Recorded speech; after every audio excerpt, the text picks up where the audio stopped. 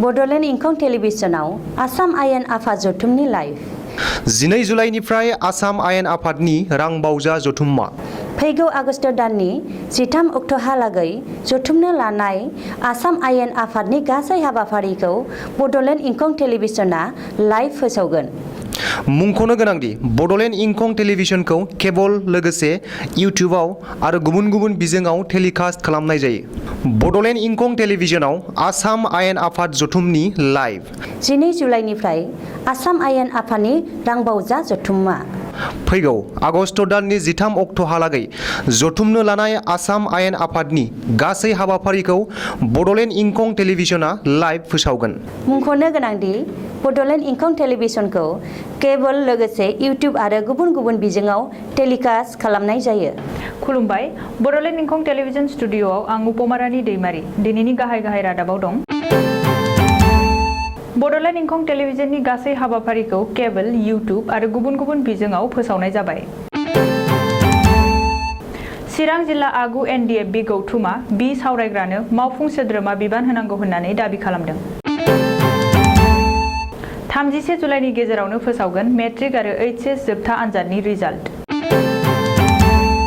उदालगुरियाव पुलिसनि एनकाउन्टार, एनएलएफबि दैदेनगिरिनि जिउ खहा। रूपज्योति कर्मीनि दाबि, हिमन्तआ फैगौ 20 बोसोरसिम आसामनि गिबि मन्थ्रि जागोन।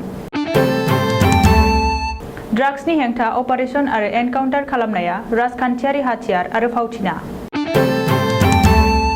सर्बानन्द सन'वालनो गुबुन मोनसे गेदेर बिबान। बिजनी दहलापारा गाहाय कमल लामा बानायनायनि सायाव रायजोनि सोंखारिनाय आरो अजदआ नंखाय होननानै बिजनी लोगो मावफुं इन्जिनियारा रोखा फोरमायदों। बिश्वनाथनि हेलेमाव सुबुं जानथाय मानिनो थाखाय कर'नानि भेक्सिन लानो थांनाय समाव गावबा गावनि गानग्रा सेन्देल फैथाखौ सारियाव दोनदों। दानिया आबुं रादाब।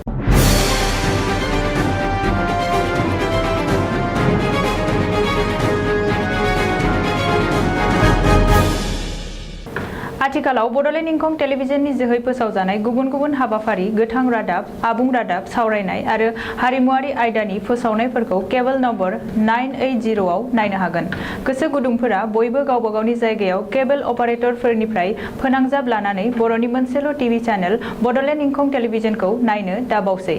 बेनि अनगायैबो जायफोरा इउटिउब नायनो गोसो बिसोरो बड'लेण्ड इंखं टेलिभिजन मुङै साबस्क्राइब खालामनानै गासैबो फोसावनायखौ नायनो हागोन। थांनाय 2020 बिटिसि बिसायख'थियाव बिपिएफ दोलोनिफ्राय एमसिएलए जानो हानाय आरो आथिखालाव इउपिपिएल दोलोआव हाबफिननानै प्रमद बर' दैदेननाय बिटिसि सोरखारखौ मदद खालामनायनि उनाव एमसिएलए बि सावरायग्रानो बिटिसिनि मावफुं सोद्रोमा बिबान होनांगौ होननानै चिरां जिल्ला आगु एनडिएफबि गौथुमा दाबि खालामदों। मानो होनोब्ला थांनाय 2020 मायथाइनि 27 जानुवारियाव भारत सोरखार आसाम सोरखारजों गोजोन गोरोबथा खालामनायाव बि सावरायग्रायाबो सासे सागानगिरिमोन। आथिखालाव आगु एनडिएफबि फोरा गोबां जेंनाजों मोगा-मोगि जानांगासिनो दं आरो बेफोर जेंनाखौ सुस्रांनायाव गुबुन रावबो मन्थ्रि एबा इएमफोरा दासिमबो थियै मावफुंनो हायाखै। आगु एनडिएफबिनि गांनाय उखैनाय एबा दुखु जारलाखौ एनडिएफबिआसो मिथिनो हागोन होननानै खौरांगिरिनि सिगाङाव फोरमायबावदों। ओजोंहाय सनितपुर आरो बिश्वनाथ जिल्लानि आगु एनडिएफबि गौथुमाबो खुद्रिनानै बुंदों दि आसाम सोरखार आरो बिटिसि सोरखारा दासिमबो आगु एनडिएफबिनि सायाव नांगौ बायदि जेबो राहा लायाखै। दासिमबो गावसोरनि मोनथायनिफ्राय जानगाराव थानांदों। बेनि अनगायैबो जायफोर आगु एनडिएफबि मोनहा रन्जन दैमारिजों लोगोसे जोबथेसालियाव दं बिसोरखौ दायनिफ्राय रेहाय होनांगौ आरो जोबथेसालिनिफ्राय उदां खालामनांगौ होननानै खौरांगिरिनि मेलनि जोहै सोरखारखौ खावलायदों। जुदि सोरखारा दाबिफोरखौ थाबैनो सुफुंनो नाजायाब्ला आरो जाहोनाव सोरबा आगु एनडिएफबिआ खुद्रिनानै फैगौ समाव थासारिखौ गुबुंले खालामफिननो नाजायोब्ला अब्ला बेनि दायनिगिरिया आसाम सोरखार आरो बिटिसि सोरखारानो जागोन होननानै बुंबावदों। फैगौ 31 जुलाइनि गेजेरावनो फोसावगोन मेट्रिक आरो एचएसनि रिजाल्ट। सोलोंथाइ मन्थ्रि डक्टर रनज पेगुआ दिनै मोनसे खौरांगिरि मेलाव बे बाथ्राखौ फोसावदों। मख'नो गोनांदि कर'ना भाइरासनि अलखद थासारिनि थाखाय देग्लायनि मेट्रिक आरो एचएस जोबथा आनजादखौ खुंनो हायाखै।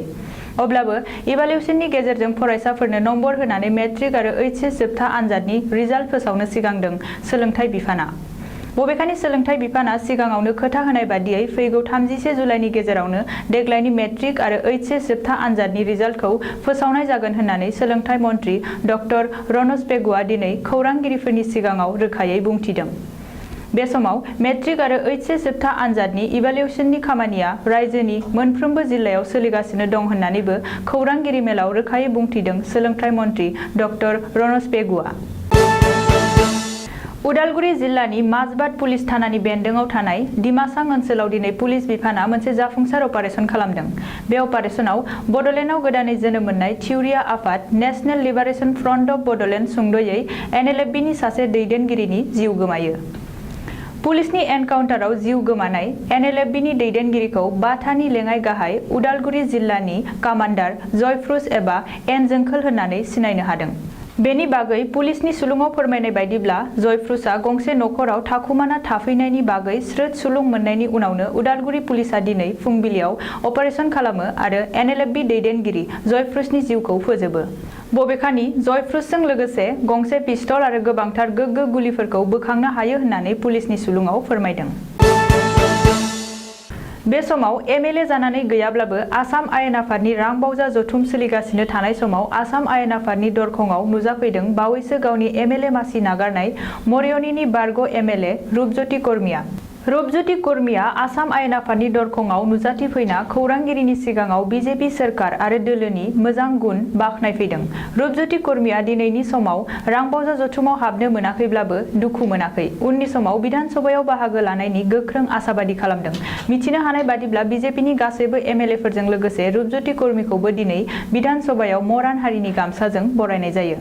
बे बुब्लियावनो रुपज्योति कर्मिया खौरांगिरिनि मोगा-मोगियाव बुंदों दि फैबाय थानाय 20 बोसोरहालागै डक्टर हिमन्त बिश्व शर्माया आसामनि गिबि मन्त्रि जानानै थागोन। बबेखानि जानो गोनां उफेरा बिसायख'थियाव गावनि देरहाफिननाया रोखा आरो साजि उकिल गगৈ, साजि रिपुन बरा, साजि रकिबुल हुसेन आरो साजि गौरब गगৈ थांब्लाबो गावखौ फेजेननो हाया होननानै रुपज्योति कर्मिया दाबि खालामदों। आसामाव हिंसा आरो आयेन बेरेखा खामानिफोरखौ फोजोबस्रांनो थाखाय पुलिस बिफाना गोख्रों राहा लादों। बे समाव पुलिस बिफाना ड्राग्सनि हेंथा गोख्रों अपारेशन खालामनायजों लोगोसे दुथांफोरनि हेंथायै एनकाउन्टार खालामगासिनो दं। नाथाय ड्राग्सनि हेंथायै खालामनाय बे अपारेशन आरो एनकाउन्टारफोरा राजखान्थियारि हाथियार आरो फावथिनासो। दिनै बिधान सभा जथुमाव बाहागो लानायनि सिगां शिबसागरनि एमएलए उकिल गगैआ खौरांगिरिफोरनि सिगाङाव बे गोख्रों अजदखौ होदों। बबेखानि फिसा-फिसौ ड्राग्स फालांगिरिफोरखौ हमनानैल' नायबिजिरनायखौ फोजोबगोन नामा? ड्राग्स फालांगिफोरा पुलिसजों सोमोन्दो थानायनि सायाव मानो नायबिजिरनाय जायाखै? दासिमबो मानो टास्क फर्स दानाय जायाखै होननानैबो सोरखारखौ सोंथि खालामदों उकिल गगैआ। मख'नो गोनांदि सोरखारा आसामखौ पुलिसनि रायजो खालामनो नागिरदों होननानैबो उकिल गगैआ दाबि खालामदों। बेनि अनगायैबो शिबसागरनि एमएलए उकिल गगैआ रांबावजा जथुमनि गिबि सानखालि काजों लोगोसे माखासे गोनांथार सोंथिखौ खालामनो गनायथि होआखै होननानै खौरांगिरिनि सिगाङाव अजद होदों। आसामनि बारग' गिबि मन्त्रि आरो मिरुनि केबिनेट मन्त्रि सर्बानन्द सन'वालनो आरोबाव मोनसे गेदेर बिबान होदों। गाहाय मन्त्रि नरेन्द्र मदिआ सर्बानन्द सन'वालनो गुबुन मोनसे गेदेर बिबान होदों। मिथिनो हानाय बादिब्ला मदि मन्त्रि सभानि केबिनेट कमिटि अन पलिटिकेल एफेयार्स सुंद'यै सीसीपीआव सर्बानन्द सन'वालखौ थिसनबाय। मिरुनि बे कमिटियाव सर्बानन्द सन'वालजों लोगोसे स्मृति ईरानी, आबहावा मन्त्रि भूपेन्द्र जाधव, सावस्रि मन्त्रि मानसुख मान्डाभिया, रुरेल डेभेलपमेन्ट मन्त्रि गिरिराज सिंह, आयेन मन्त्रि किरेन रिजिजु, गेलेमु मन्त्रि अनुराग ठाकुर, ट्राइबेल मन्त्रि अर्जुन मुन्डामोनखौबो थिसननाय जायो। चिरां जिल्लानि बिजनी महकुमा बेन्दोङाव सियालमारी दहलामारा गाहाय कमल लामा गासै 1.7 किल'मिटार गोलाव लामायाव सीसी ब्लकजों गोदानै खोनाय लामानि सायाव जायगानि माखासे रायजो राजाया खौरांगिरिफोरनि जोहै सोंखारिनाय आरो गासिबो अजदआ नंखाय होननानै बिजनी महकुमा PWD लोगो मावफुं इन्जिनियारा बिजनी महकुमा मेजिस्ट्रेटखौ लोगोआव लानानै बे लामायाव नंगुबै जाहोनखौ मंगलबारखालि नायबिजिरहैदोंमोन। बिजनी महकुमा मेजिस्ट्रेटनि नुजाथिनायाव गासैबो मोजाङै नायबिजिरनानै फोरमान खालामो आरो उनाव खौरांगिरिनि सिगाङाव रायजोनि अजदआ नंखाय होननानै बुंदों। मानो होनोब्ला थिकादारनो जाय एस्टिमेटजों खामानि मावनो होदोंमोन बै गासिबो खामानिया एस्टिमेट बायदियैनो जादोंमोन। एनईटी एस्टिमेटनिख्रुइ साबसिनसो जादों होननानै बुंबावदों।